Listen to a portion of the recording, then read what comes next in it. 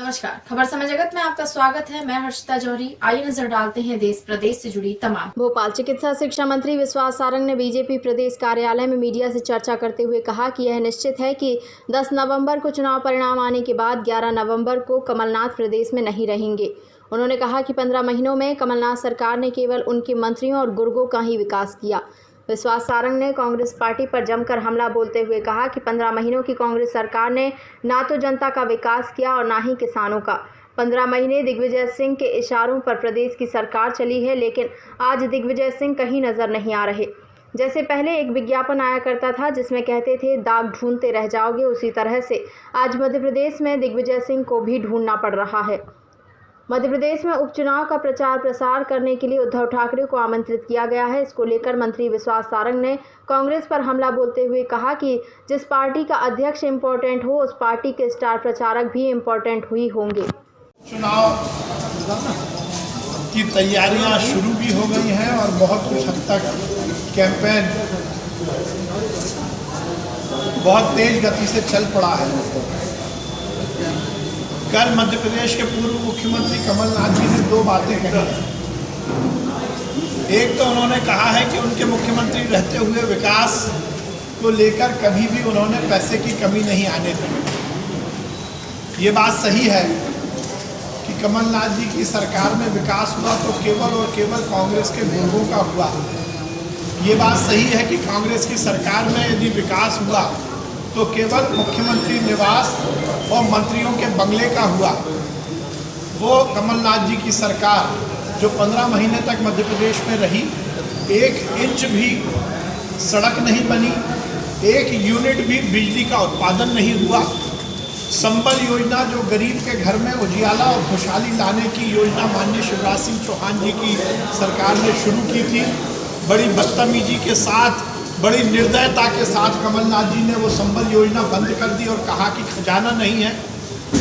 वो मुख्यमंत्री कन्यादान योजना जिसके माध्यम से शिवराज सिंह चौहान जी ने हजारों बेटियों की शादी कराई, उस योजना को कांग्रेस की सरकार ने पैसा नहीं होने का बहाना बनाकर बंद कर दिया। किसानों का कर्जा माफ़ नहीं किया, 2 लाख का वादा किया। मैं चुनौती के साथ कहता हूँ, एक किसान का नाम बता दें कमलनाथ जी और कांग्रेस के नेता जिसका 2 लाख का कर्जा माफ़ हुआ हो। बेरोजगारों को बेरोजगारी भत्ता नहीं मिला। और कमलनाथ जी कहते हैं कि उन्होंने विकास के रास्ते खोले और विकास की गति को थमने नहीं दिया। दूसरी बात, कमलनाथ जी ने कहा है कि वो यदि मध्य प्रदेश के पुनः मुख्यमंत्री बने तो वो कृषि सुधार विधेयक और उस बिल को मध्य प्रदेश में लागू नहीं होने देंगे। मैं पहले भी कहता आया हूँ कि एक कहावत है कि मेरी मौसी को मूछें होंगी तो मैं उन्हें मामा कहूँगा, ना मौसी को मूछें होंगी ना वो मामा कह पाएंगे। हम तो इस बात का इंतज़ार कर रहे हैं और मैं आज मीडिया के भाइयों से ये निवेदन करना चाहता हूँ कि कमलनाथ जी के ऑफिस में जो उनका टिकट बुक करता है उससे आप जानकारी लेते रहिए कि 10 नवंबर की शाम की फ़्लाइट से वो दिल्ली जाएंगे या 11 नवंबर की सुबह की फ़्लाइट से वो दिल्ली जाएंगे। उनका मध्य प्रदेश में 15 महीने का कार्यकाल और ये 2-3 महीने की उनकी नाटक नौटंकी की राजनीति के बाद ये निश्चित है कि वो 11 नवंबर के बाद मध्य प्रदेश में नहीं रहेंगे। 40 साल तक इस मध्य प्रदेश की राजनीति के माध्यम से करोड़ों अरबों रुपए कमाने वाले कमलनाथ जी जब कोरोना संकट आता है मध्य प्रदेश में तो वो आइफा की तैयारी करवाते हैं। जब कोरोना संकट की समीक्षा बैठक की ज़रूरत होती है तो वो हिंदुस्तान के बड़े हॉट स्पॉट कोरोना के इंदौर में आइफा अवार्ड की तैयारी करवाते हैं। हीरोइनों को के साथ खड़े होकर गलबहियाँ करते हैं, जाम से जाम टकराए जाते हैं, पर कोरोना की चिंता नहीं होती। वो कमलनाथ जी जो 15 महीने तक मध्य प्रदेश के मुख्यमंत्री रहे, जिन्होंने विकास की अवधारणा को ही झुठला दिया और विकास की गति को रोक दिया। और सबसे आश्चर्यजनक बात है, मैं आपसे पूछना चाहता हूँ, एक पहले विज्ञापन आता था, एक डिटर्जेंट के लिए कहा जाता था कि ढूंढते रह जाओगे, दाग को ढूंढते रह जाओगे।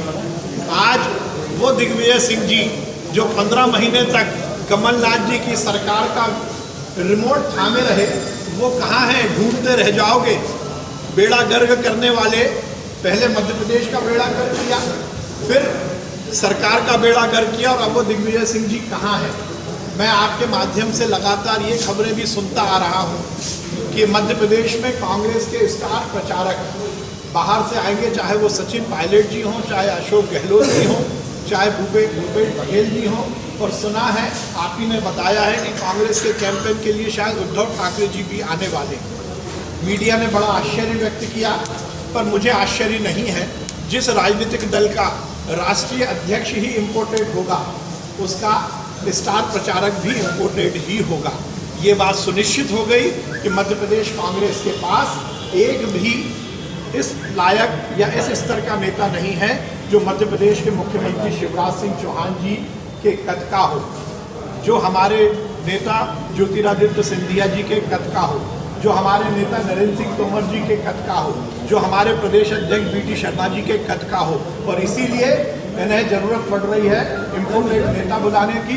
कांग्रेस आयातित राष्ट्रीय अध्यक्ष वाली पार्टी अब मध्य प्रदेश में आयातित स्टार प्रचारक भी बुला रही है। कृषि के जो विधेयक की बात है, दो बातें कहकर अपनी बात समाप्त करूंगा। कमलनाथ जी ने छाती ठोक ठोक कर कहा है कि वो कृषि सुधार विधेयकों को, वो कानून को मध्य प्रदेश में लागू नहीं करने देंगे। मैं आपके माध्यम से कमलनाथ जी से पूछना चाहता हूँ कि वो ये स्पष्ट करें कि जब वो केंद्रीय मंत्री थे तो उन्होंने कॉन्ट्रैक्ट फार्मिंग की वकालत की थी या नहीं। ये डॉक्यूमेंट प्रूफ है। कमलनाथ जी ने केंद्रीय मंत्री रहते हुए डॉक्यूमेंटेड है कि उन्होंने कॉन्ट्रैक्ट फार्मिंग की वकालत की थी। उन्होंने जब वो मध्य प्रदेश में सरकार में थे तो उन्होंने कमोडिटी जो गुड्स हैं उसको लेकर भी कहा था कि इसकी ज़रूरत नहीं है, जो कि कृषि कानून का एक हिस्सा है, जो उसका आज वो विरोध कर रहे हैं। और सबसे आश्चर्यजनक बात, जिस कृषि कानून का, कृषि सुधार के कानून का कमलनाथ जी और अमरिंदर सिंह जी विरोध कर रहे हैं, उसके ड्राफ्ट बनाने की मुख्यमंत्रियों की समिति, जिसके संयोजक उस समय के महाराष्ट्र के मुख्यमंत्री फडणवीस जी थे, देवेंद्र फडणवीस जी, उसके सदस्य मुख्यमंत्री के नाते कमलनाथ जी और अमरिंदर सिंह जी भी थे। उस ड्राफ्ट बनाने वाली समिति में, उस कृषि सुधार के ड्राफ्ट बनाने वाली समिति में ये दोनों महानुभाव थे और उन्होंने उस समय इसका विरोध नहीं किया। इससे ये स्पष्ट होता है कि कांग्रेस के खाने के दांत अलग हैं और दिखाने के दांत अलग हैं। यदि आपको विरोध करना था तो वो ड्राफ्ट बनाने वाली समिति के समक्ष ही विरोध करना था। यह सुनिश्चित होता है कि कमलनाथ जी का बर्ताव चुनाव के समय कुछ और होता है और चुनाव के बाद कुछ और होता है। धन्यवाद। मध्य प्रदेश में तो वो आईफा की तैयारी करवाते हैं।